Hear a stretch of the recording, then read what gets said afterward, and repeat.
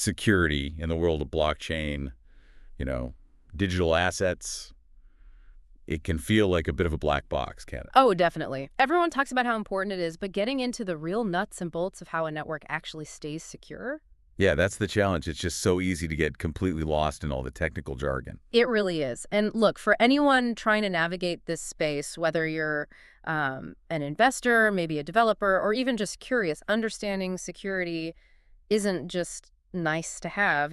Well, it's essential. Absolutely. And that's exactly why we're doing this today. This deep dive, we're taking a real close look, like under a microscope, Yeah. at the security of one specific blockchain network. We've got some pretty interesting material to work from. Right. Think of this as, your way to cut through all that noise and really grasp what makes a blockchain strong, or what claims to make it strong anyway. And the network we're focusing on is AERE Network, specifically looking at their materials on military-grade blockchain security. Yeah, that phrase itself, military grade, it definitely catches your eye, doesn't it? It makes you wonder what exactly they mean by that. It does. It sets a certain expectation. So our mission, really, for this discussion is to unpack that, what's actually behind that description. We want to dig into the core security ideas, the specific things AERE Network says they do differently. The goal is for you listening to walk away with a solid picture of their security setup without needing, a PhD in cryptography. Sounds good. Let's dive in. Okay, so military-grade security. When we hear that term, generally speaking, what kind of things should pop into our heads? Well, usually military grade suggests a security approach built on layers, lots of redundancy, multiple defenses, all rigorously tested. Right. It implies this sort of deep focus on being able to withstand really sophisticated, persistent kinds of attacks. Okay, so not just like one strong padlock, but a whole system designed to stop trouble at multiple points. Right. And it looks like AERE Network really leans into this with what they call the defense in depth principle. Can you break that down a bit? What does that actually look like? Yeah, defense in depth, it's a pretty fundamental security strategy, not just in blockchain. The basic idea is you implement several different independent security measures. Okay. So if one layer, for whatever reason, gets breached or fails, Uh, there are other layers behind it ready to catch the threat. Think of it like securing something really valuable. You wouldn't just put it in a safe, right? right. You'd have the safe, maybe an alarm system, cameras, maybe even guards. Each layer adds something. That makes sense. It's layered. Weaknesses in one spot are covered by strengths elsewhere. They talk about three core pillars for this. Defense in depth, which we just discussed, continuous monitoring, and zero trust architecture. Let's talk about continuous monitoring. Why is that pillar so important here? Oh, it's vital because the threats, they're not static, right? They're always changing, evolving. So continuous monitoring means you're constantly analyzing what's happening on the network in real time, looking for any weird patterns, anything that looks like a potential threat as it's happening. This lets you react way faster than if you wait for something to break and then try to figure out what went wrong. Got it. Like a 24/7 lookout, always watching. Exactly. Always vigilant. And the third pillar, zero trust architecture. We hear this term thrown around a lot these days. What's the core idea in a blockchain context? Yeah, zero trust. The fundamental principle is basically trust no one automatically. It doesn't matter if you're technically inside the network or outside. Every single request to access anything has to be strictly verified every single time. Trust isn't just assumed because you got past the first gate. It has to be constantly earned, constantly proven. So it's always prove who you are and what you're allowed to do no matter what. Pretty much, yeah.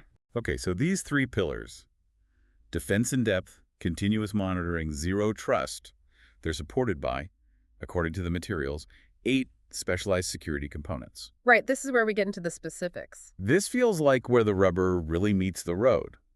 Where should we start with these components? Which one makes sense to tackle first? Well, given how central code is to any blockchain, I think the smart contract security system is a really logical starting point. Agreed. Smart contracts are where so much happens, and vulnerabilities there. Well, they can be catastrophic. Absolutely. So this system is all about defending against weaknesses in the actual code of those contracts. It's like having built-in code auditors and security guards for every contract. Kind of, yeah. Yeah. They use a few different techniques. First, there's automated vulnerability scanning. This thing is constantly checking deployed contracts against known patterns of bad code. Like known bugs or attack methods. Exactly. Things like reentrancy attacks, that's where malicious code tricks a contract into running again when it shouldn't, or integer overflows, which can mess up calculations. It also checks access controls, making sure only the right people can call certain functions. Okay, that sounds like a really essential first pass. Looking for the known dangers.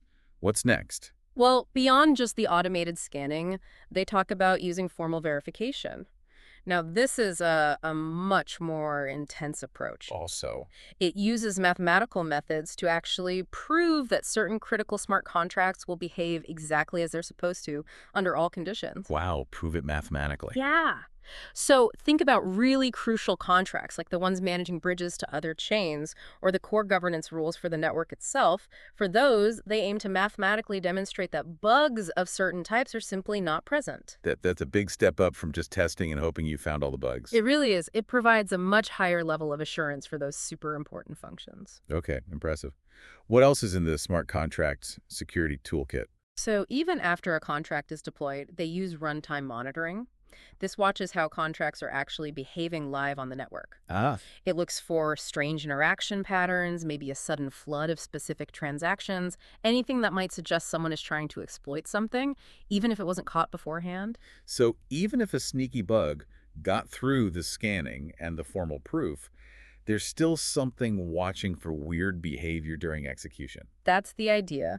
And the last technique they mention is gas optimization analysis. Now, we usually think of gas in terms of transaction fees. Right. How does optimizing gas help security?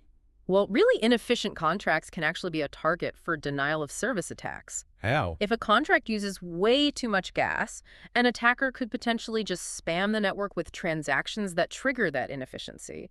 They could burn through all the available gas in a block and basically grind things to a halt. Ah, I see. So optimizing gas isn't just about cost, it's about preventing someone from using those costs to choke the network. Exactly. It removes that potential attack vector. Okay, that makes sense. Let's shift gears. Another huge topic, the Sybil resistance system. We know decentralization is key, but what stops one bad actor from just spinning up thousands of fake identities to overwhelm the network? Yeah, the classic Sybil attack. It's a fundamental challenge for distributed systems. Get enough fake identities, and you can potentially control the consensus. So how does AERE Network tackle this? They seem to use a combination of methods. One big one is advanced identity verification. This sounds like it involves, KYCML, know your customer, anti-money laundering procedures for the validators. So linking the network nodes back to real-world identities. Seems like it. That makes it much harder and more expensive for someone to just create thousands of anonymous malicious nodes. There's a real cost and risk involved. Definitely raises the barrier to entry for attackers. What else? They also mention reputation scoring. This system tracks how validators have performed over time, their uptime, whether they've behaved correctly. Ah, so new validators don't immediately have the same influence. Right. A new validator, or a whole swarm of new validators created by an attacker, would likely start with a lower reputation, making it harder for them to gain significant power quickly. Okay. And then there's social graph analysis. This sounds like they actually analyze the connections between validators. How does that help? Well, they might look for unusual clusters, like tons of validators all appearing at once and seeming interconnected, or maybe operating from the same few places. It could indicate a single entity is behind them. Interesting. So looking for signs of coordination or collusion in the network structure itself. Seems to be the idea. Hmm. And finally, they list IP diversity requirements. Meaning validators have to be spread out geographically. Yeah, and likely using different internet providers and infrastructure. This prevents a single point of failure. If an attacker compromises, say, one specific data center or ISP, they can't easily take down a huge chunk of the validator network if it's properly distributed. That's smart, distributing the physical risk as well as the digital control. Okay, let's talk about MEV. Maximal extractable value. It sounds technical, but my understanding is it's basically about validators potentially rearranging transactions for extra profit. That's the gist of it, yeah. MEV is the value validators or block producers can capture by deciding the order of transactions within a block or even inserting their own. Some of it is sort of unavoidable, but malicious MEV, like front-running. Front-running, like see my big trade coming and jumping in front of me. Exactly. Seeing a large buy order, placing their own buy order just ahead of it, and then selling immediately after your order pushes the price up. It hurts regular users. Yeah, that doesn't sound fair. How does an MER network try to prevent that kind of stuff? Their MEV protection system seems to have a few parts. One is a private mempool. The mempool is where pending transactions wait. Right. A private one would likely mean transactions are encrypted or somehow shielded, so validators can't easily see the details before they decide on the block order. It blinds them to potential front-running opportunities. Okay, like a confidential waiting room. What else? They talk about transaction ordering fairness. This could mean strict rules like first come, first served, or maybe more complex methods like batch auctions, where transactions within a certain time window are treated somewhat equally. Trying to level the playing field for ordering. Exactly. They also mention time-locked transactions for critical operations. Introducing a delay before a transaction executes gives monitoring systems a chance to spot and maybe flag manipulation attempts. A built-in pause for scrutiny. Seems like it. And finally, specific front-running protection mechanisms, like maybe commit reveal schemes. That's where a validator commits to a block's content before revealing the exact order, making it harder to insert self-serving transactions based on user activity. Okay, so multiple angles to try and curb that unfair advantage validators might otherwise have. Let's move to the heart of the blockchain, the consensus mechanism itself. How are they strengthening that? Yeah, securing the actual agreement process is obviously critical. They highlight a few things. One is fast finality guarantees. They're aiming for transactions to be considered final, like truly irreversible, within just one or maybe two blocks. That's fast. What's the security benefit? It massively reduces the window for things like chain reorganizations or reorgs, where attackers try to rewrite recent history, potentially enabling double spends. Quick finality makes that much, much harder. Got it. Less time for funny business. Right. They also mention Byzantine fault tolerance improvements. BFT is the general property that lets a blockchain function even if some participants are malicious or fail. They're likely using enhanced algorithms to tolerate a higher threshold of faulty nodes or specific attack patterns. Making the consensus more robust against disruption. Correct. And then there are the sticks, not just the carrots. Slashing conditions. Penalties for bad behavior. Exactly. If a validator tries to cheat, like signing two different blocks at the same height, double signing, or if they're offline too much, they get penalized economically, usually means losing some or all of their staked tokens. A strong incentive to play by the rules. A very strong one. And lastly, chain reorganization limits. This probably puts a hard cap on how far back the chain can be reorganized, even if an attacker somehow gained temporary control. Again, protecting against double spends. Okay, so lots of focus on both the speed and the integrity of agreement. What about governance? How the rules of the network itself are changed? That seems like another potential weak spot. It definitely is. Controlling governance is like controlling the future of the network. So AERE Network talks about multi-layered approval for important proposals. Meaning? It likely means a significant change doesn't just pass with a single vote. It might need to go through several stages, maybe requiring increasingly higher levels of agreement or different types of stakeholder approval. Makes it much harder for one group to just force something through. Adds friction, but for safety. Precisely. They also use time-locked execution. Even after a proposal is fully approved, there's a mandatory waiting period before the code change actually gets implemented on the network. Why? It gives everyone, the community, developers, security teams, a final window to review the exact code, look for unexpected side effects, maybe raise alarms if something looks fishy or dangerous. It's a crucial last chance to stop a bad update. A cooldown period for safety checks. Yeah. Makes sense. What if there's a genuine emergency, like a critical bug found? For that, they mention emergency pause functionality. This sounds like a mechanism where a predefined group, probably using multi-signature control, can temporarily halt specific network functions if a really severe, immediate threat is found. Like hitting the emergency brake. Kind of, yeah. Yeah. It buys time to fix the problem without letting attackers exploit it further. And interesting, again, they mention applying formal verification to governance processes, too. The same mathematical proof approach used for smart contracts. It seems so.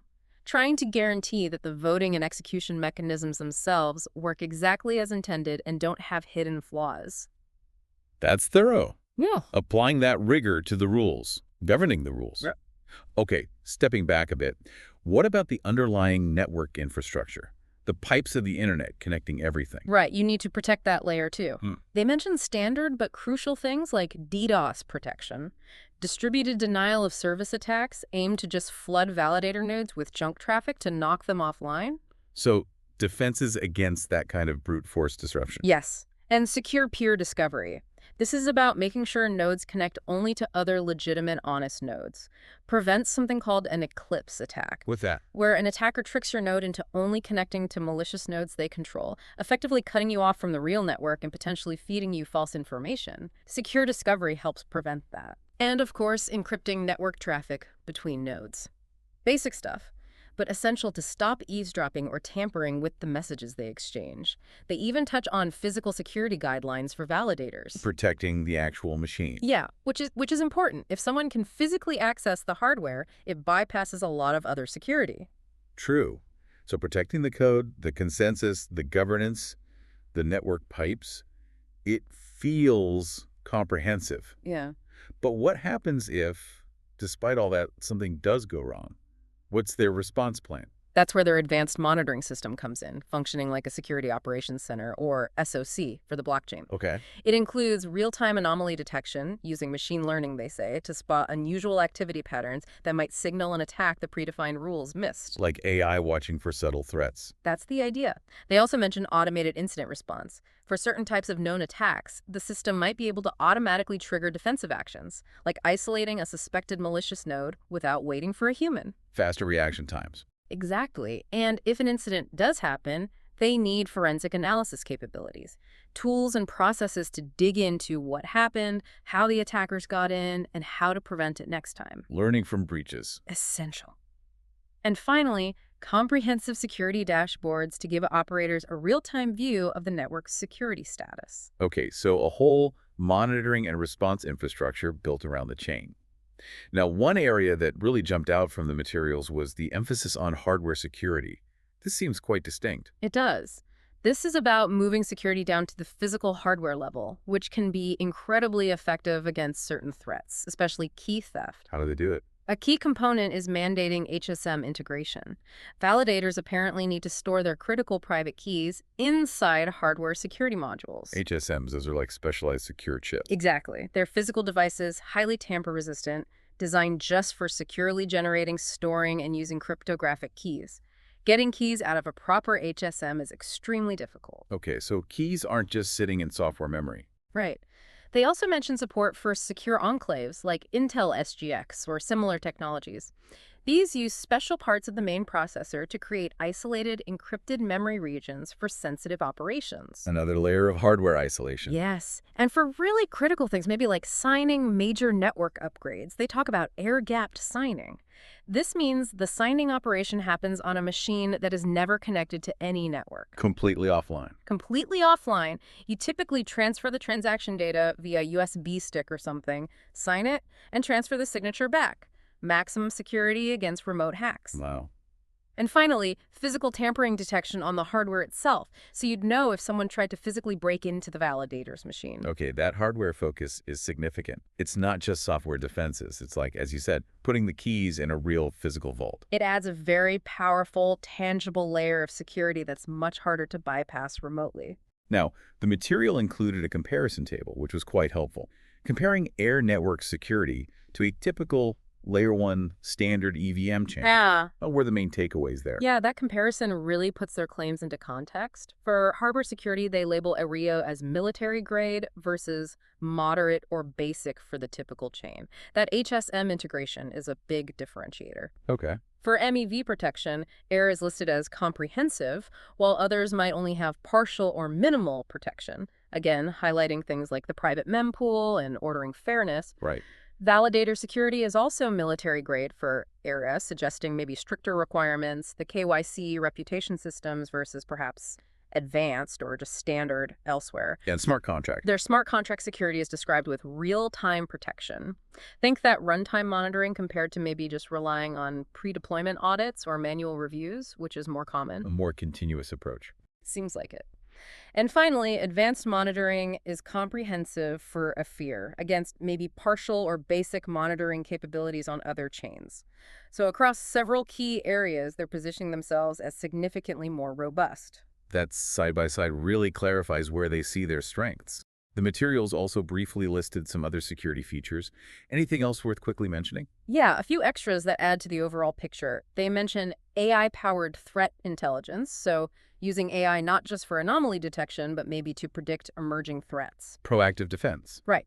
Adhering to a secure development lifecycle, building security into the process from the start. Standard stuff like role-based access control and network segmentation to limit blast radius if something is breached. Makes sense. Comprehensive disaster recovery plans, which is crucial for resilience, and importantly, a bug bounty program. Paying researchers to find flaws. Exactly. It incentivizes white hat hackers to find and report vulnerabilities responsibly, rather than exploiting them. It's a common and effective practice. It really does sound like they've tried to think of security from almost every possible angle. Hmm. So let's try and bring it all together.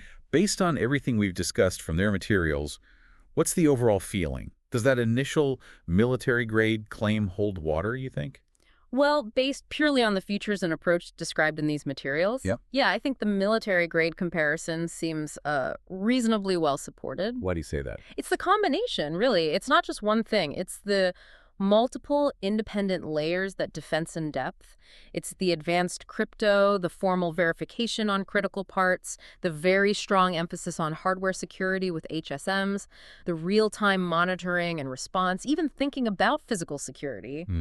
This combination aligns pretty well with the kind of thinking you find in high-security systems. They aren't just relying on one strong wall. It's a whole fortress with multiple layers of defense and active monitoring. So the picture painted is that AERE Network is genuinely aiming for a security level that could potentially satisfy really demanding users, like major financial institutions or maybe even, well, military or government applications. That certainly seems to be the implication from the documentation, yes. The described architecture goes noticeably beyond what's often considered standard practice in many other blockchain projects today. Well, this has been incredibly illuminating, a real deep dive into what makes or claims to make AERE Network secure. Hopefully for you listening, this gives you a much clearer sense of why they use terms like military grade and the actual substance behind those claims. Absolutely. Understanding these kinds of security details, even at a high level, just helps you make more informed decisions about the technology you interact with. Definitely. And it leaves us with a thought, doesn't it? If this level of security becomes more widespread or even just available, what kinds of new possibilities does that open up? What applications, what institutions might suddenly see blockchain as viable when maybe they didn't before? Could this be the key to unlocking use cases previously considered just too risky? That's a really interesting question to ponder. Does higher security lead to broader, more critical adoption? Something to think about. Well, thanks for taking this deep dive with us today. We'll be back soon to unpack another complex topic.